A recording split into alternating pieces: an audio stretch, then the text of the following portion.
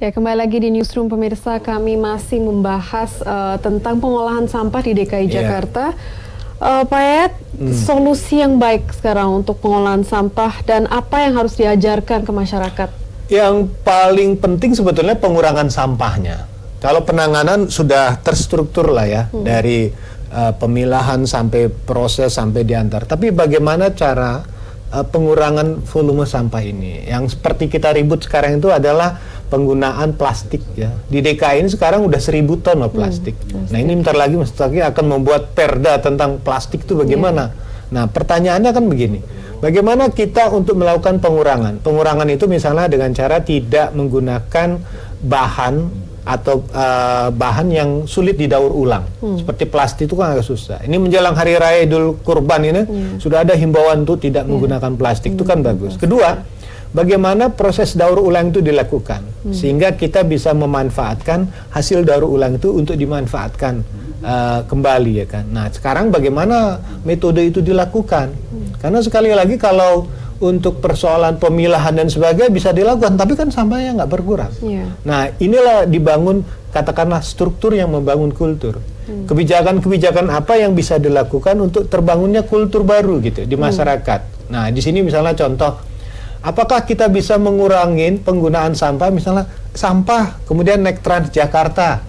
Nah, begitu kita bawa sampah itu ada satu katakanlah ruang atau kantor situ, dihitung berapa sampah kita, kemudian dihargai, kemudian di tapping dengan kartu ya kan. Nah, jadi dengan menggunakan kartu Transjakarta itu yang membawa sampah yang bisa diulang itu bisa dimanfaatkan. Nah, di situ orang mengatakan sampah disitulah naik pangkat. Nah, selama ini sampah nggak ada artinya, tapi begitu tahu bahwa sampah bisa mereduksi kebutuhan biaya kita sehari-hari, itu luar biasa. Nah, tinggal bagaimana inovasi-inovasi ini ditindaklanjutin oleh para pelaksana di lapangan. Sebatas ide bisa, tapi pelaksanaan ini kadang-kadang berat ini gitu. Ya, jadi struktur membangun kultur ya.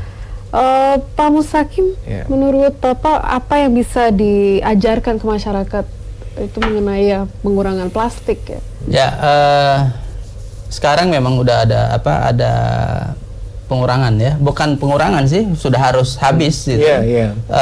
Plastik yang kantong plastik sekali pakai yang konvensional ini sudah harus ditiadakan, kemudian diganti dengan plastik yang bukan plastik namanya, sudah jadi kantong belanja. Kantong belanja, membawa kantong belanja kalau belanja. Nah, itu udah menggunakan yang ramah lingkungan. Karena kalau kita lihat daripada data volume sampah di Bantar Gebang itu dari 7.500 itu 14%-nya itu dari sampah plastik.